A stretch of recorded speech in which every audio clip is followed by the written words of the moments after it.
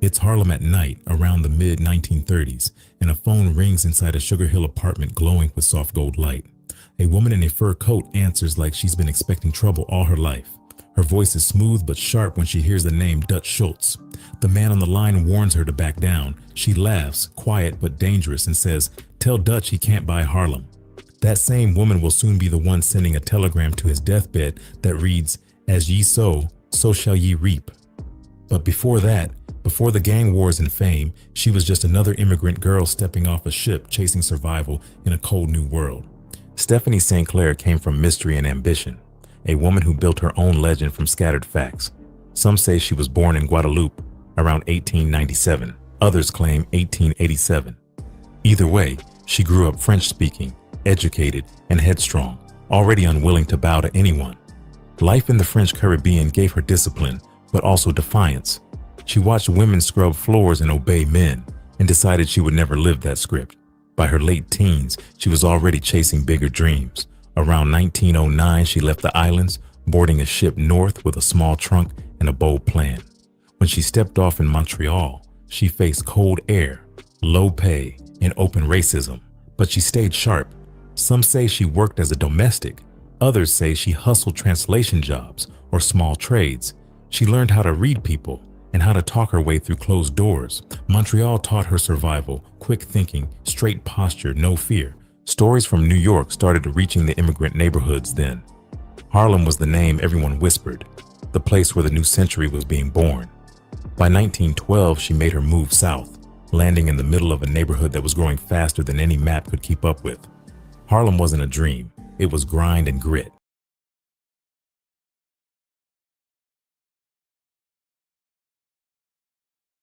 Preachers, and dice games. She arrived barely speaking English, but pride carried her further than words. She mixed broken phrases with French slang and kept moving. People laughed at her accent, yet she kept her chin high and learned fast.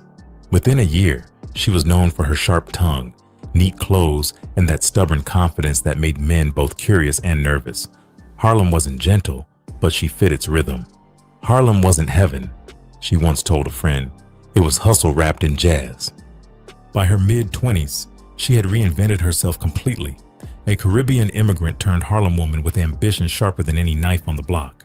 She wasn't rich, but she studied people like blueprints. She watched how power traveled through favors, money, and silence, and she was ready to claim her piece. That's when she met a slick hustler known as Duke. Harlem in the early 1910s was crawling with street players, chasing nickels through dice games and scams, and Duke was one of them. He saw a French-speaking girl trying to survive and figured she could work for him. He tried teaching her the street tricks, but she was already studying him harder than he realized. Duke bragged loud, spent fast, and ended up catching a bullet during one of those pointless beefs that came with the life. Stephanie didn't cry. Harlem had already taught her that weakness cost too much. After Duke, she crossed paths with another hustler named Ed. He was tougher, meaner, and deeper in the game. He dealt fake goods, small gambling setups, and shady connections. For a while they worked together, running low-level deals and pocketing decent money. Stephanie learned how to handle collections, keep cops off the scent, and move money without getting caught. But success made Ed paranoid. He didn't like that she was getting smarter, asking questions, and keeping her own accounts. The fight started small, then turned violent. One night in 1915, inside a cramped apartment on 134th Street, Ed tried to choke her after an argument over profits. She fought back with everything she had. He stumbled, hit his head on the corner of a table, and stopped moving. She stood over him, breathing heavy, realizing she had just crossed into a different world. It wasn't anger, it was survival. She didn't panic. She cleaned herself up, grabbed the stash of money they kept hidden, and walked away. The story spread quietly through Harlem's corners. Nobody asked questions, and nobody tested her again. From then on, men called her Madame. The word carried both respect and warning. That cash, rumored to be around $30,000, became her foundation. While most would have blown it, she invested smart. She learned bookkeeping, kept records, and watched how Harlem's underground money moved. Around 1917, the numbers racket started rising across black neighborhoods.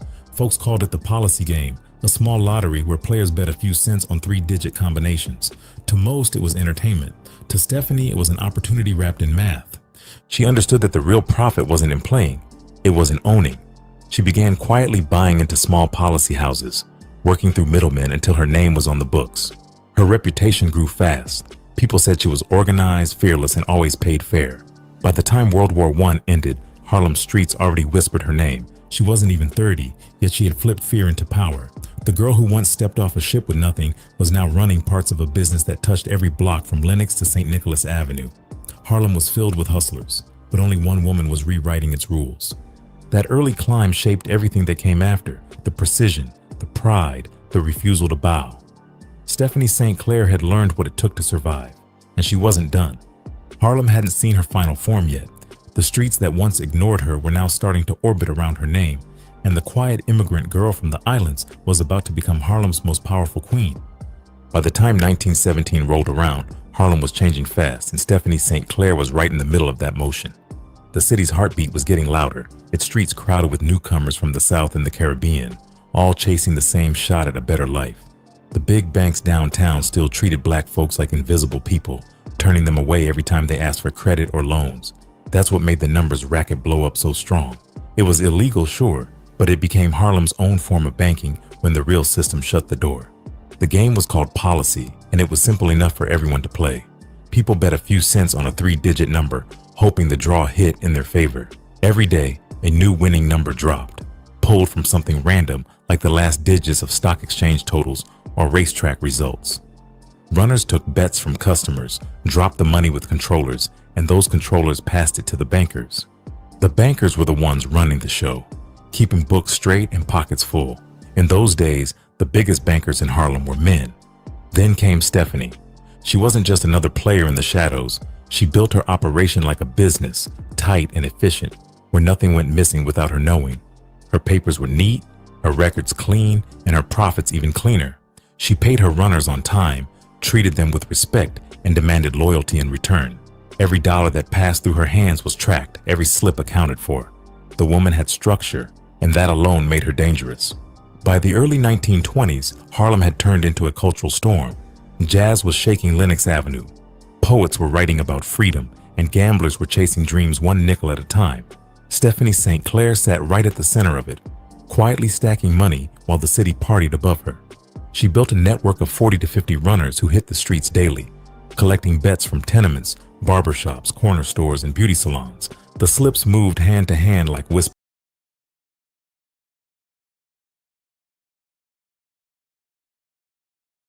Couldn't deny she had the cleanest operation in Harlem. She dressed like money too. She would walk down 7th Avenue in long mink coats, bright turbans, and diamonds that could catch sunlight from a block away. Her French accent gave her words a smooth but deadly rhythm, and when she cursed somebody out, it hit twice as hard. They called her Madame St. Clair, or simply Madame Queen. She moved like royalty, but she didn't hide her fire. When someone tried to short her, she handled it personally. A few store owners learned the hard way that you didn't cross her or steal from her cut, but underneath that hard edge, there was purpose. She wasn't just chasing greed, she was building power in a world that didn't give women or black folks any. To most of Harlem, the policy game wasn't just about gambling. It was a form of survival and faith. People working long hours in factories or cleaning rich folks' homes would play a few numbers hoping to strike lucky. A small win could pay rent or buy food for a week. The dream kept them going, and Madame Queen understood that better than anyone. She knew those pennies meant something, and she turned that belief into a movement that made her both feared and loved. Stephanie also started giving back, which made her stand out even more. She donated money to local churches, helped struggling families pay their bills, and supported small black-owned businesses trying to stay afloat. When a runner's wife got sick, she covered the hospital bills. When a boy on the block couldn't afford school books, her driver dropped off cash. It wasn't charity for her, it was strategy. She wanted Harlem to know she wasn't just taking from the streets, she was feeding them too. Around this time, a young man named Ellsworth Johnson started showing up around her circle. Folks called him Bumpy because of a little bump on the back of his head, but he was slick, educated, and sharp with both words and fists. Bumpy had grown up on 141st Street and knew every corner of Harlem. He respected Madame St. Clair and wanted in on her operation. At first, she didn't trust him fully. She had seen too many men talk big and fold under pressure. But Bumpy was different. He was disciplined, loyal, and had a mind for numbers almost as good as hers. She made him her enforcer and protege. When things got tense on the streets, Bumpy handled it. When cops tried to shake down her runners, he made sure they backed off. Together they became one of Harlem's most solid duos, the Queen and her soldier. Madame St. Clair kept expanding her empire through the 1920s. Her operation was pulling in thousands every week, and she used her profits to invest in the real estate and small businesses. She moved into an apartment at 409 Edgecombe Avenue, a luxury building known for housing the black elite. W.E.B. Du Bois lived there. Thurgood Marshall passed through, and right there among them was a woman who ran an empire the law couldn't touch. Her presence alone turned heads. Residents remembered her walking through the lobby like she owned the whole building. She'd nod at scholars and judges like equals, and nobody dared question her right to be there. She had built everything she had without permission from anyone. Still, she never forgot the streets. Every week she checked in with her people, walking the neighborhoods to see who needed what. Her runners respected her, not just out of fear, but because she took care of them. She taught them discipline, made them dress sharp, speak politely, and keep their heads up when dealing with customers. She was building more than a business. She was building pride in a community that had been told all its life to settle for less. By the mid-1920s, her income was hitting around $20,000 a year, and some papers later claimed it climbed as high as $200,000. That was millionaire money in today's terms, and she didn't hide it. She loved her wealth loud, expensive perfume, fine jewelry, and chauffeurs ready at her call. But every time she showed off, it came with a message. Harlem saw her and thought, if she can make it, maybe we can too. The streets started calling her Harlem's own legend, a woman who played the same game as the men, but played it better. She didn't wait for the system to hand her anything. She built her empire from grit, intellect, and sheer will. And while she was breaking rules, she was also breaking ceilings that nobody thought a black woman could ever touch. By the end of that decade, Madame Queen wasn't just running the numbers, she was running Harlem's respect. Her empire stretched across the blocks. Her money flowed like jazz through the night, and her legend grew every time someone whispered her name in a corner bar. Harlem had seen many hustles before, but none like her. She was proof that power could wear perfume, that leadership could come in silk gloves, and that fear and admiration could share the same name. In a city where laws favored the rich and white, Stephanie St. Clair built her own kingdom from the cracks they left behind. Harlem learned something from her rise. You could be an outlaw and still be a leader. You could break the rules and still stand for your people. And for the next decade, every hustler in Harlem knew that the crown belonged to the queen. By the late 1920s, Harlem was moving fast, and so was the money. The policy game had turned into a gold rush that nobody in power could ignore. Every day, runners collected hundreds of bets, and the cash stacked higher than anyone could count. The police noticed, and like clockwork, they started showing up for their cut. Cops in Harlem didn't come asking politely. They came demanding envelopes, free drinks, and weekly payoffs. If a banker didn't pay, they got raided or arrested, and their runners got beat down on the street. That was the system, and most people played along just to keep breathing easy. But Madame St. Clair didn't do quiet surrender. She didn't believe in bowing to men with badges who treated her people like targets.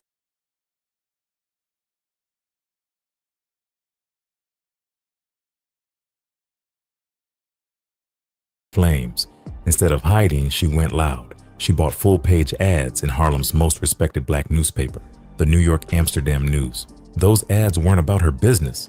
They were about the community. The first headline hit hard, calling out police abuse and teaching folks their rights line by line. She told readers that no officer had the right to search their home without a warrant. She told them to stand their ground, to ask for badge numbers, and to keep a record of every name. In one letter she wrote, "Write down the badge number. Don't let them lie on you." It was bold, dangerous, and revolutionary at a time when most black folks stayed silent about police corruption. The response in Harlem was electric. People clipped her ads and pinned them to walls. Her words became a kind of street armor.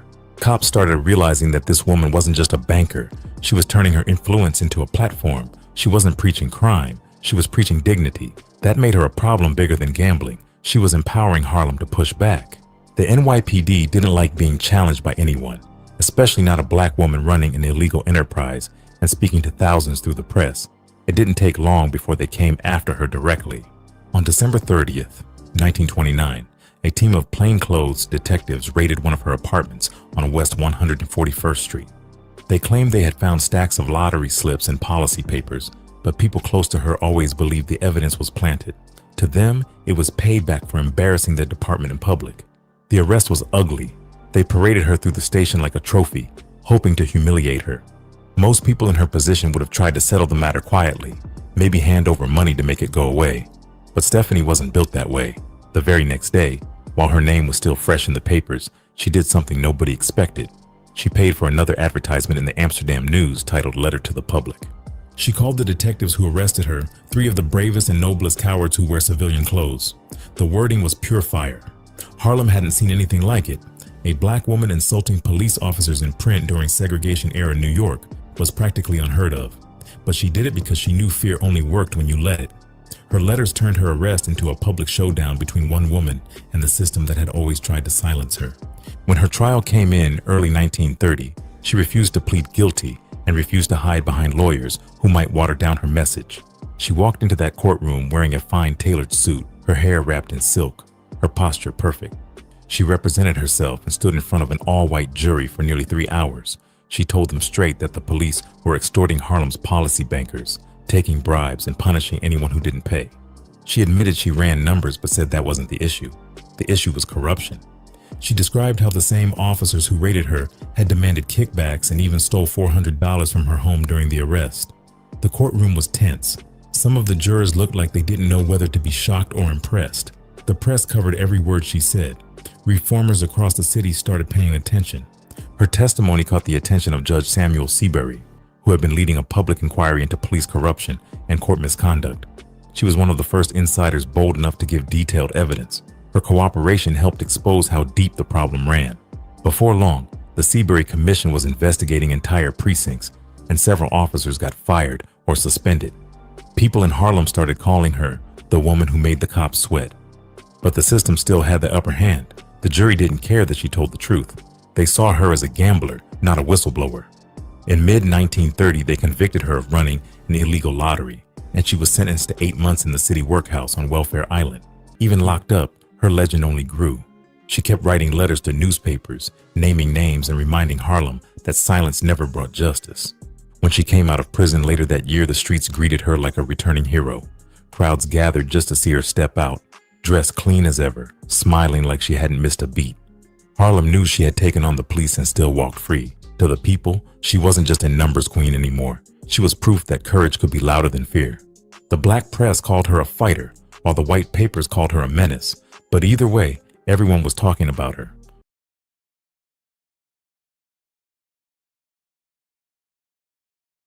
Guns or violence. She did it with a newspaper ad, a sharp tongue, and unshakable pride. She fought the law with nothing but nerve and a pen, and somehow she made the badge blink first.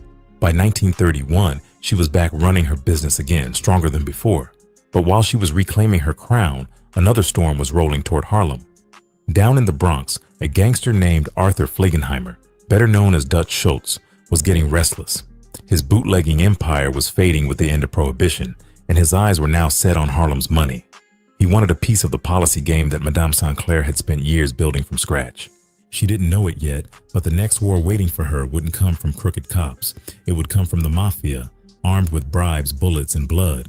By 1931, the city was shifting again, and the streets could feel it. The end of Prohibition had left bootleggers scrambling for new hustles now that the easy liquor money was drying up. Speakeasies were still jumping, but the law was crawling all over the old routes, and profits were dropping fast. Down in the Bronx, one name kept rising through the smoke: Arthur Flegenheimer. The world knew him as Dutch Schultz. Dutch had built his name bootlegging cheap whiskey during the dry years, running trucks from Canada through New York with the kind of violence that made cops step back. The man had a temper that flipped faster than a switchblade, and even other gangsters kept their distance. Newspapers called him Public Enemy #1, and he liked that title. He was short, broad-shouldered, and always looked like he was ready to break a bottle over somebody's head. When Prohibition started dying out, Dutch looked for a new racket that could keep his fortune alive. That's when his eyes turned uptown toward Harlem, where the numbers racket was printing money every single day. He saw those nickel bets as pure gold, and he wanted a piece of it. The problem was Harlem already had its own royalty, and that crown sat on the head of Madame St. Clair. Dutch didn't care about that. He saw Harlem as open territory, a business waiting for takeover. His plan was simple: move in with bribes, muscle, and bullets until the locals bent or disappeared. He started small, sending men uptown to talk business with the black bankers who ran their own policy houses. The message was always the same: either pay tribute to Dutch Schultz or lose everything. Some bankers tried to negotiate, offering small cuts just to keep their runners safe. Others refused and paid with their lives. Bodies started showing up in alleys between 7th Avenue and Lenox. Policemen pretended not to see, and when reporters asked questions, the answers were always no witnesses. The fear crept slow but deep, spreading from one policy shop to the next. Harlem was under siege, and everyone knew who was behind it. Dutch wasn't subtle. His crew moved through Harlem like they owned it, driving Cadillacs with tinted windows and handing out envelopes stuffed with cash to dirty detectives. One of his enforcers, Vincent Call, known as Mad Dog, was already famous for spraying bullets across the Bronx. Now those same guns were rolling into Harlem. Dutch wanted control over every dollar that touched a betting slip, and he didn't care who had to bleed for it. The Amsterdam News started running warnings about what it called the white mob invasion. Editorials questioned how law enforcement could ignore the blood on the sidewalks while pretending Harlem's policy operators were the only criminals. People whispered that entire shops had been burned down overnight, that runners were being kidnapped and tortured until they signed over their books. The fear was real, but so was the anger. Madame St. Clair watched it all unfold with that same calm that scared people more than shouting ever could. She read those newspaper stories in her apartment on Edgecombe Avenue, sitting under soft light with a revolver resting on her desk. Around her, the city hummed like a machine about to break. Her men stood quiet, waiting for orders. Then she looked up from the paper and said in that low French accent that carried through walls, "They want Harlem? They'll pay in blood." Her words weren't a metaphor. She had built Harlem's policy world with her own hands, fought cops and judges to keep it alive, and she wasn't about to hand it over to some gangster from the Bronx. Dutch Schultz might have been rich and ruthless, but he didn't understand Harlem the way she did. Harlem wasn't just money to her. It was home, pride, and power. At first, she tried diplomacy. She sent word through neutral contacts that Harlem's bankers wanted peace, that they would cooperate if Schultz stayed out of their blocks. Dutch ignored the message completely. He told his crew, "Nobody owns Harlem but me." Within weeks, 3 of St. Clair's runners went missing. 2 turned up in the river. One was found in an alley near 139th Street, beaten so badly his own family barely recognized him. That was the breaking point. St. Clair called her lieutenants together, including Bumpy Johnson, who had been running her street protection for a few years now. Bumpy told her straight that Schultz's men were moving fast, taking over small bankers one by one. She listened quiet and focused, then said, "We fight back." From that moment, Harlem turned into a war zone. St. Clair's crew started shadowing Schultz's men, watching who they met, where they ate, and where they slept. A few of those men didn't make it back to the Bronx. Nobody ever proved who did it, but Harlem whispered Madame Queen's name every time another body hit the papers. Schultz answered the same way he always did, with more violence. His soldiers kicked in doors, threw acid on shopkeepers who refused to sign over their profits, and paid cops to arrest anyone linked to St. Clair. It was a dirty war fought in daylight, with everyone pretending not to see.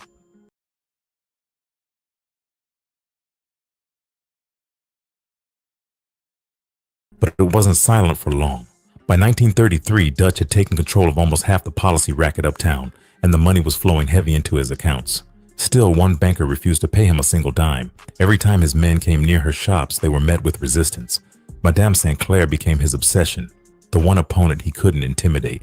She kept her books moving underground, changing drop points daily and paying her runners double to stay loyal. Bumpy Johnson made sure nobody flipped under pressure.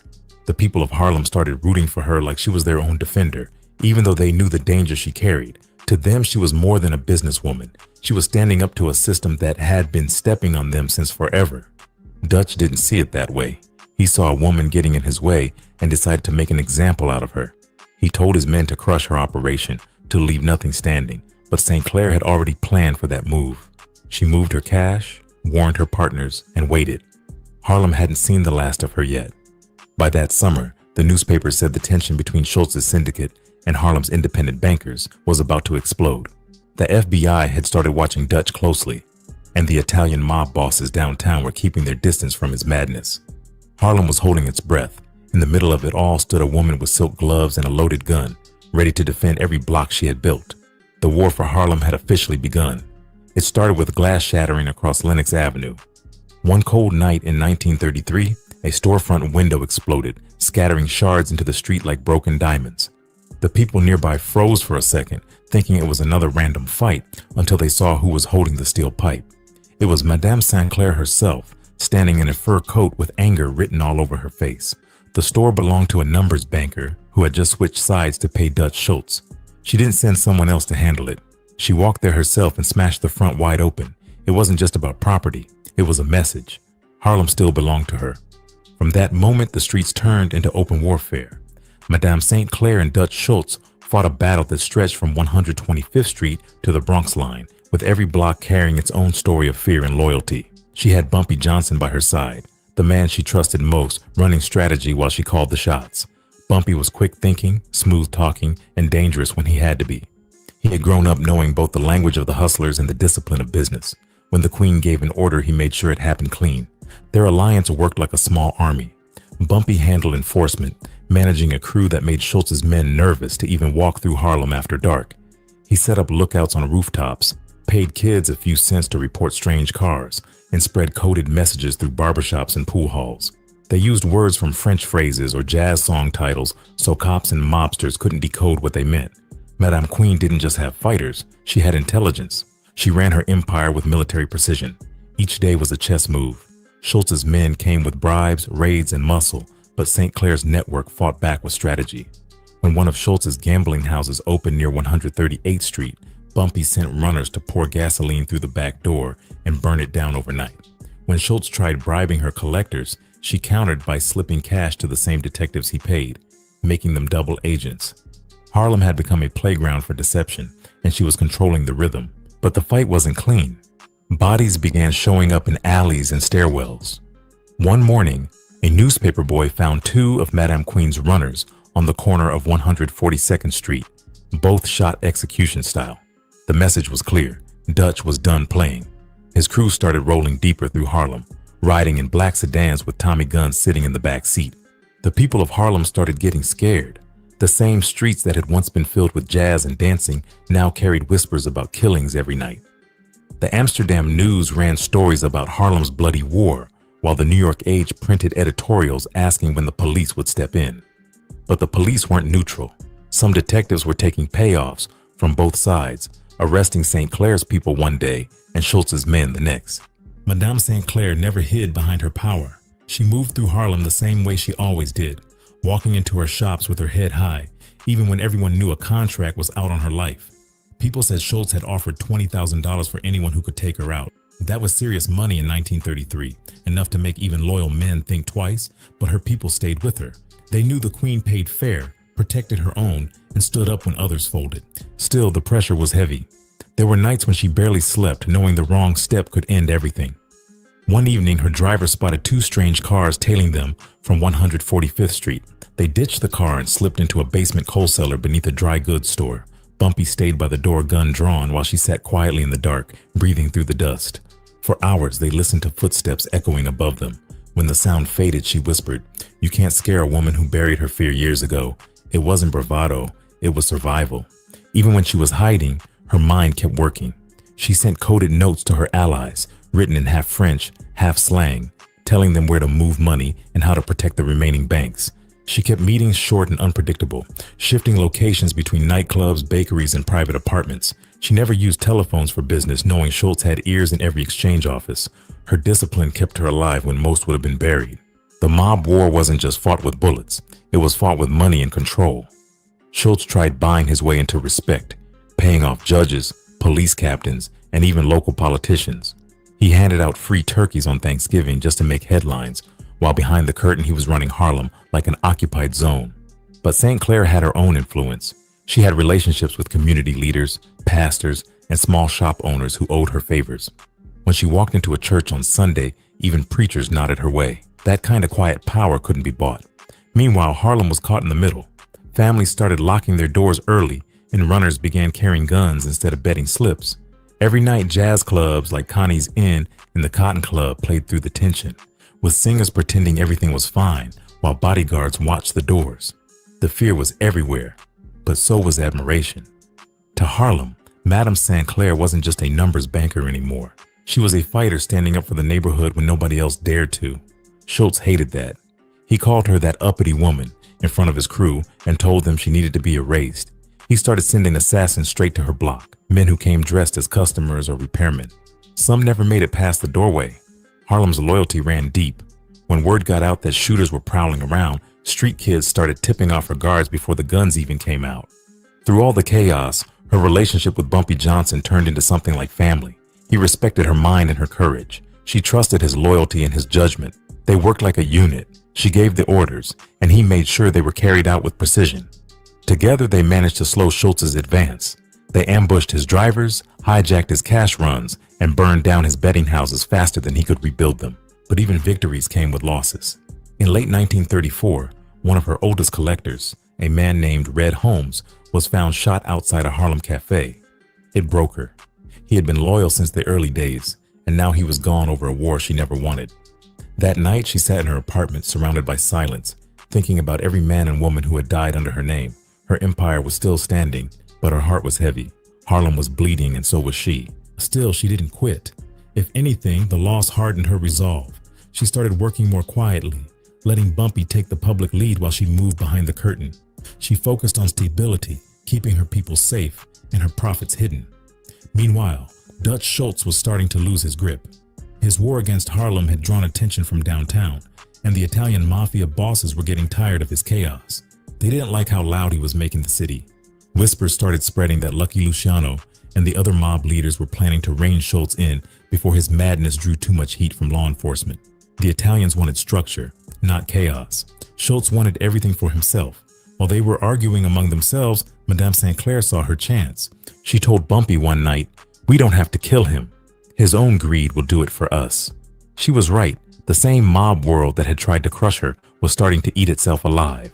Dutch Schultz had gone too far, and the other bosses were already sharpening their knives. The Harlem War had drained her, cost her lives, and nearly killed her more than once, but she was still standing. She had fought off the cops, the gangsters, and the fear that haunted the streets. Harlem was scarred, but it hadn't been conquered. The Queen had held her ground, and soon the fight that had nearly destroyed her would turn in her favor without her lifting a single gun. By late 1935, the streets were tired. Dutch Schultz's war had dragged Harlem through years of blood and fear, but now something new was closing in on him. Down in Manhattan, a young prosecutor named Thomas Dewey was coming after every big-time gangster in New York. Dewey was sharp, relentless, and clean, the kind of man you couldn't bribe or scare. He had already put bootleggers and racketeers behind bars, and Schultz knew his name was next on the list. Dutch was used to fighting cops and rivals, but Dewey was different. He wasn't playing the same street game. His investigations were closing fast, seizing bank accounts and questioning accountants who knew too much. Schultz's crew could handle bullets, but they couldn't handle subpoenas. The heat was getting unbearable, and even the Italian mafia bosses downtown were starting.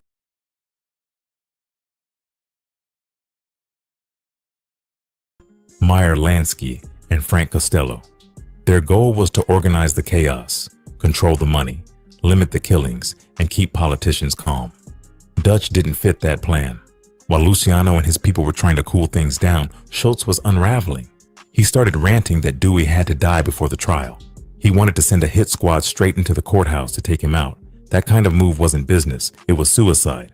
Luciano told him straight that killing a government prosecutor would bring every law in the country down on the mob. The commission voted against it.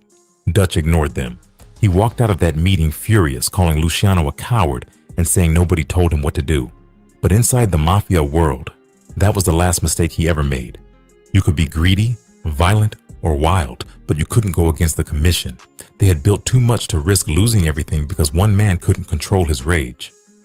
Back in Harlem, Madame St. Clair was paying attention to every rumor moving through the grapevine. She had taken a step back from the front lines after years of fighting, running her numbers quietly while keeping her distance from the spotlight. But her instincts were sharp. She could feel that the tides were shifting. She started spending more time in her apartment on Edgecombe Avenue, sitting by the window with her ledger open. Neat handwriting filled the pages, profits, debts, names, and notes about who was loyal and who wasn't. Her empire was smaller now but cleaner, and she preferred it that way. She had survived the raids, the bribes, and the war. She was tired but steady. Some nights she sat in silence, lighting a cigarette and thinking about all the men who had tried to bury her. Harlem whispered that she had put a curse on Dutch Schultz. People said she had written his name on a piece of paper and burned it at midnight. Nobody could prove it, but everyone believed it. Then came the night that changed everything.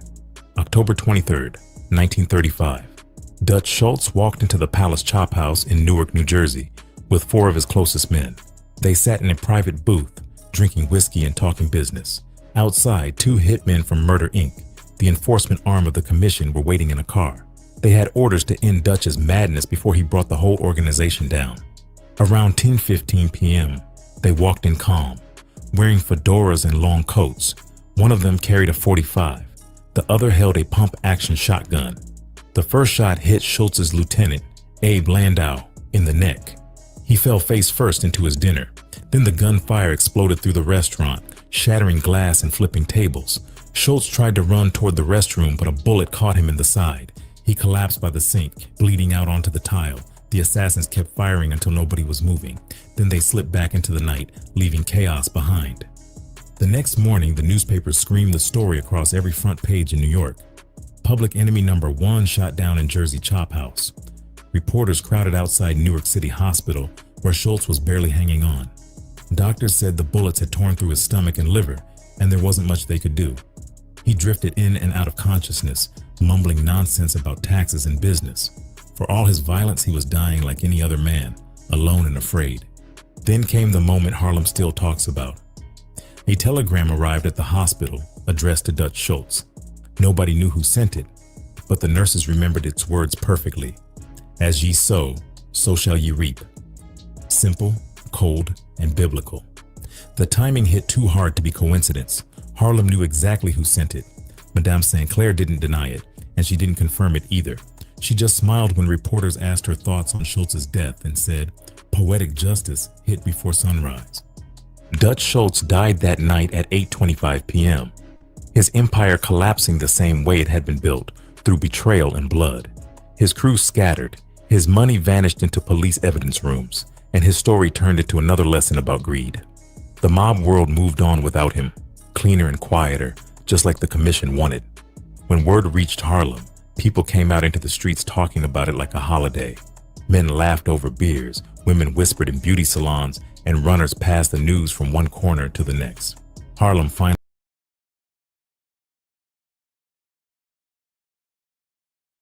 was still standing tall. Madame St. Clair didn't throw a party or dance in the streets. That wasn't her style. She spent that evening at home writing quietly in her ledger, marking down the date, October 24th, 1935. Maybe it was business, maybe it was history. Whatever it was, she knew it meant the end of a nightmare. She had outlasted cops, gangsters, and assassins without ever bowing to any of them.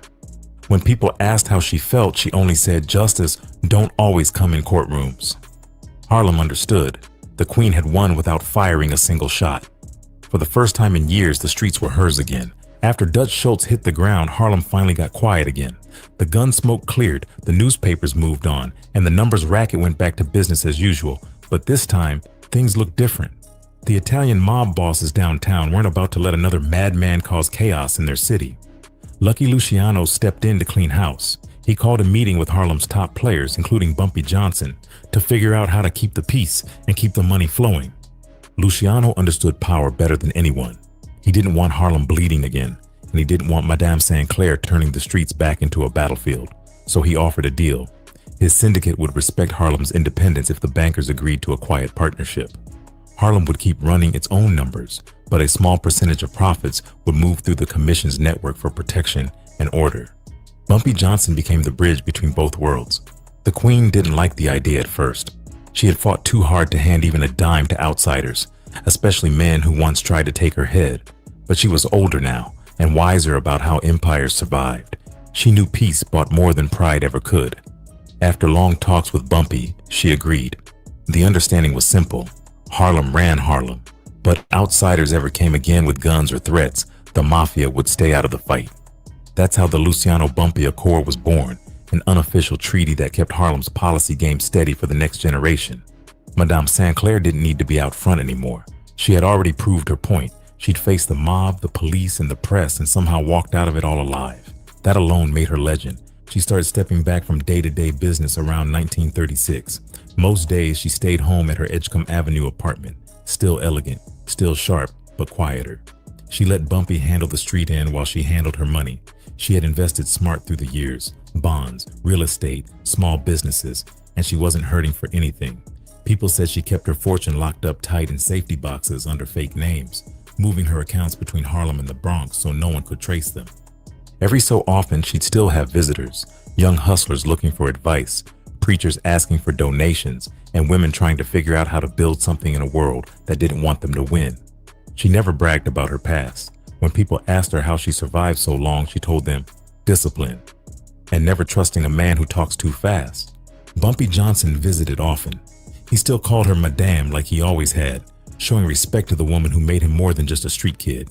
She taught him how to keep order without fear, how to deal with cops, and how to stay 2 steps ahead of both the law and betrayal. Their bond became family. When he eventually rose to control Harlem's gambling and policy rackets in the 1940s, he did it under her blessing. He carried her lessons into every deal he made. In the community, she was becoming half myth and half memory. Some said she still owned half of Sugar Hill. Others said she had gone soft, living off old money and old stories.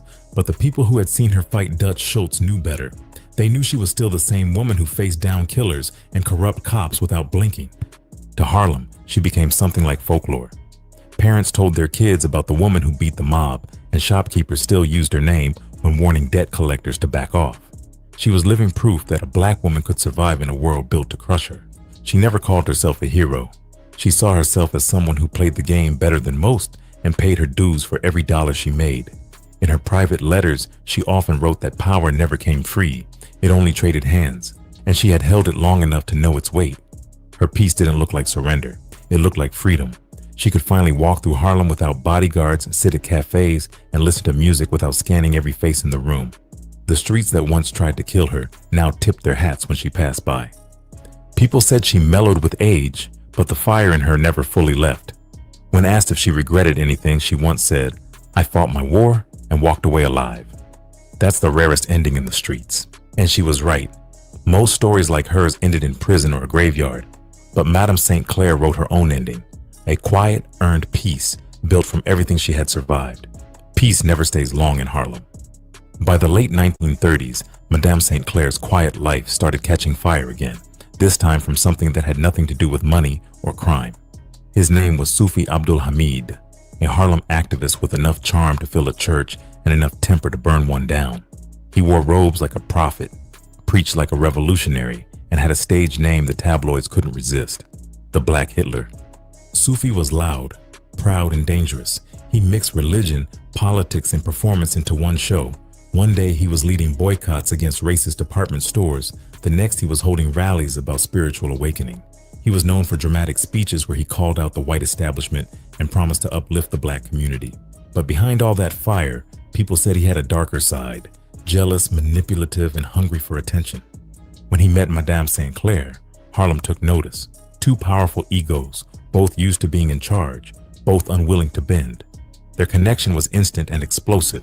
He admired her intelligence and her record of standing up to white power, and she saw in him a man who could keep up with her mind. They started appearing together at clubs and church meetings, dressed like royalty, walking through crowds that parted for them like water. The newspapers couldn't get enough of it. Headlines started calling them the Queen and the Prophet, turning their romance into Harlem's favorite scandal. Some saw them as a symbol of power and pride, while others whispered that it was only a matter of time before one tried to control the other. Both were used to leading, and neither liked following. Their love burned hot but didn't last long before the cracks started to show. Sufi began spending more time with a younger woman named Fu Futum, a Chinese spiritualist who ran her own healing salon in Harlem. The affair became public fast. People gossiped about it in beauty shops and pool halls, and Madame St. Clair wasn't one to take public humiliation lightly. The breakup turned into a street feud.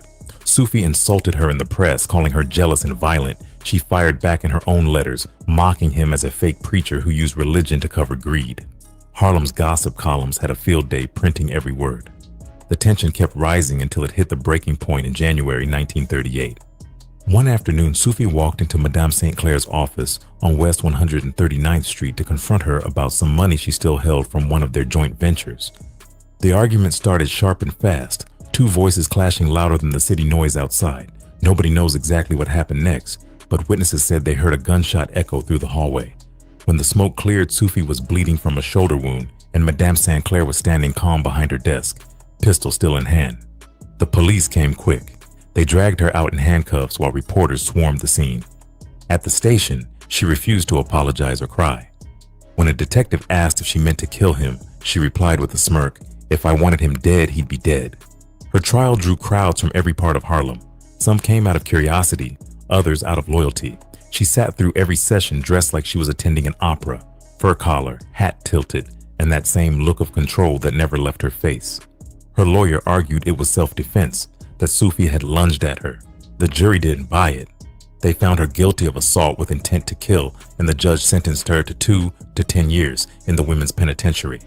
But fate still had one more twist. Just weeks after her conviction, Sufi Abdul Hamid boarded a private plane to Buffalo for a speaking engagement. Somewhere over upstate New York, the aircraft went down in bad weather, killing him instantly.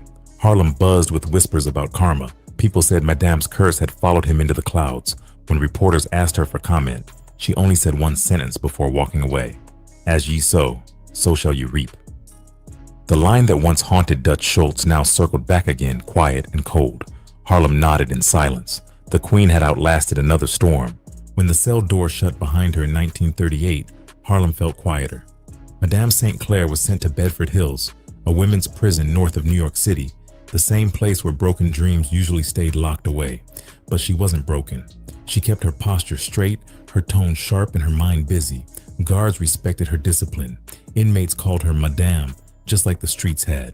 She read constantly, wrote letters in French and English, and kept notes on prison corruption that she planned to expose later. She didn't beg for mercy, didn't lose her pride. Even inside those gray walls, she carried herself like Harlem royalty. She served close to 2 years before parole. When she came home around 1940, the city had changed. The Harlem Renaissance was fading. The jazz clubs felt quieter, and new hustlers had taken over corners she once controlled. But one familiar face waited for her: Bumpy Johnson. He had become the man she once predicted he would be, controlling the numbers and keeping peace between Harlem and the mafia. He welcomed her back with deep respect. She was older now, past 50, but still sharp, still proud. She told him she was done with the street life. From then on, she stayed mostly in the background, living comfortably off her savings and investments. Some days she'd walk through Sugar Hill dressed in pearls and a tailored coat, smiling at kids who didn't even know her story. Others, she sat by the window in her Edgecombe Avenue apartment, reading the paper and shaking her head at how the city kept repeating its mistakes. She wrote short pieces about civil rights and fairness, sending them anonymously to local papers. The words were calmer now, but the fire was the same. By the 1950s, Harlem spoke her name like legend. Some swore she still held secret meetings with Bumpy Johnson, whispering advice on how to handle mob deals without bloodshed. Others said she had left the game completely, choosing peace over power. She didn't argue with either story. To her, mystery was part of survival. When reporters tried tracking her down, she told them, "The past is paid in full." In her later years, she moved quietly between Long Island and Harlem. A few journalists caught up with her around 1960. One, Ted Poston from the New York Post, described her as still elegant, still dangerous, and still in control of every word she speaks. She told him she had no regrets. She said her only mistake was trusting love more than logic. She died sometime around 1969. Her exact date never clearly recorded. No funeral made the papers, no headlines, no noise, just silence. The same woman who once shook Harlem's foundations slipped out of life without the city even noticing. But her name never disappeared. In time, the world rediscovered her story. Movies like Hoodlum and The Cotton Club brought her back to screens, turning her into myth again. Historians began calling her one of Harlem's first self-made millionaires. Others called her the godmother of black resistance. To the people who knew her name, she remained the woman who stood against the mob, the police, and even fate, and still walked away. Stephanie St. Clair's life wasn't about crime. It was about power and choice. She built an empire from nothing, fought corruption head-on, mentored kings, and rewrote what leadership looked like for black women. Her story wasn't clean, but it was real. She had outlasted everyone who tried to break her. In the end, her legacy carried one final truth. Justice doesn't always wear a robe or sit in courtrooms. Sometimes it walks through the world in heels, leaving a trail of lessons behind. And for Madame St. Clair, every victory came down to that same cold promise she once sent to her enemies: "As ye sow, so shall ye reap."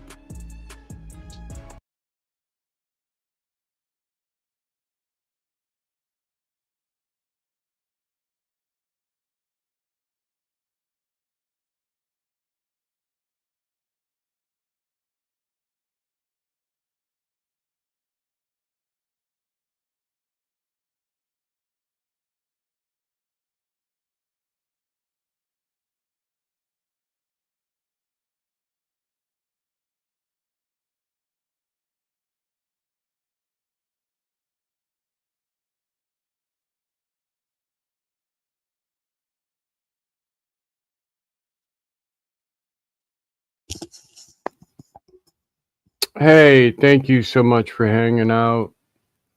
I just wanted to do this documentary on Madam Sinclair. Hey, Vanessa, salute to you. You're looking at the World Trade Center. It's live right now. A webcam live. This is what happens when you don't sleep at night.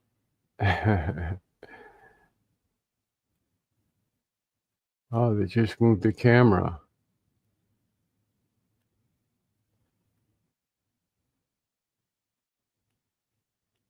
Yeah, I'm gonna do some more documentaries on, different people, the mob or whatever, just different stories.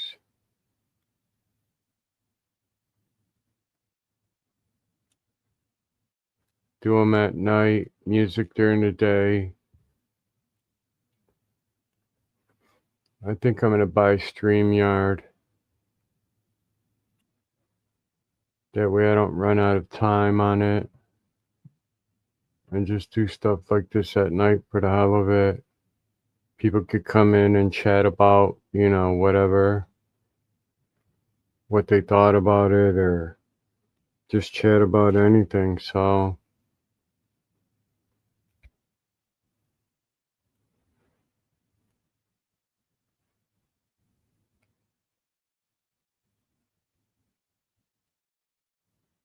let me see something here.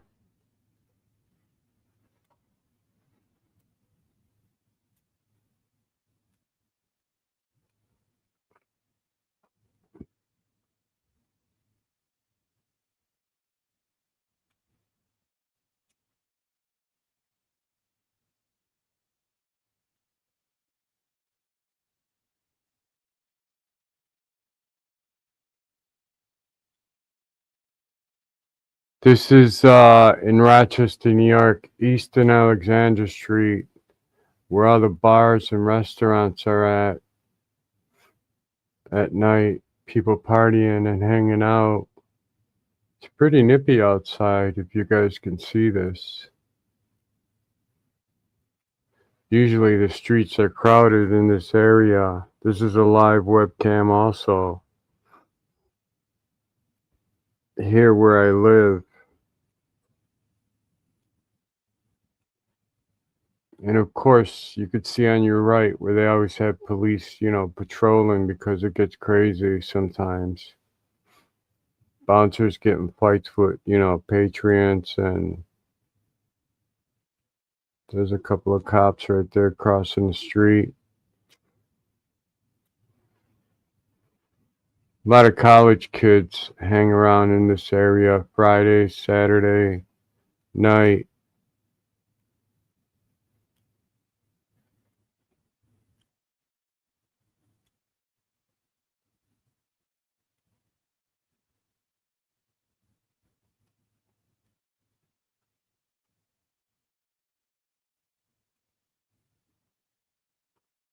What time is it? 1:34?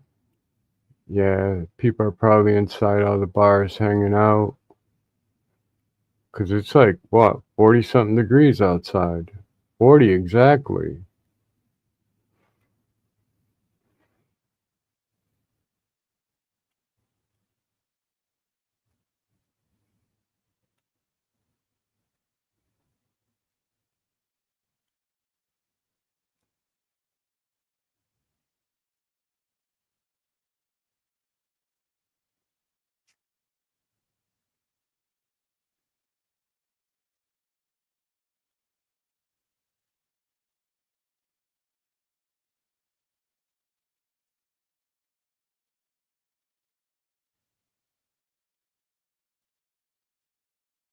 This one, this one isn't lit up at all. Huh. World Trade Center in New York City. Somebody forgot to turn the lights on this one. The other one's lit up.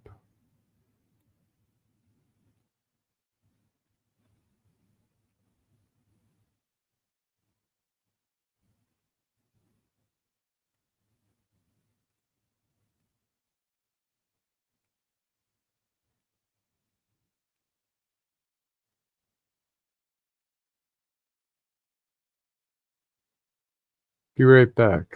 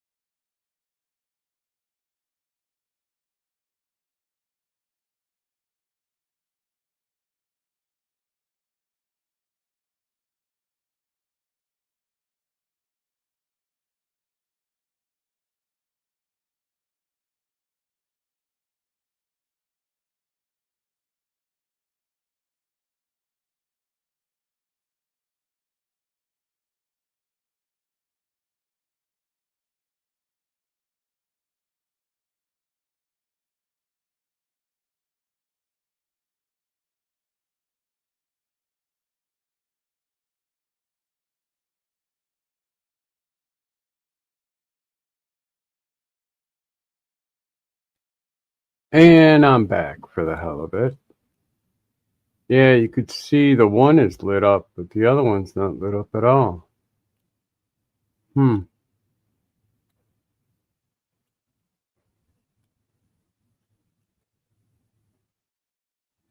Actually, the whole place is lit up, the neighborhood, all the lights and everything like that.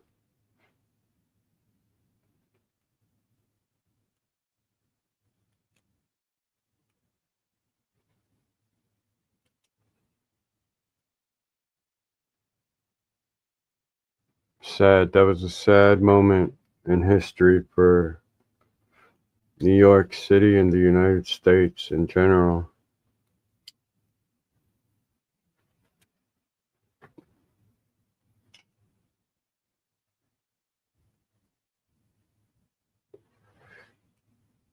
All right, everybody, I'm going to end this live. Thank you so much for joining me. I'm going to start doing a lot more of these at night.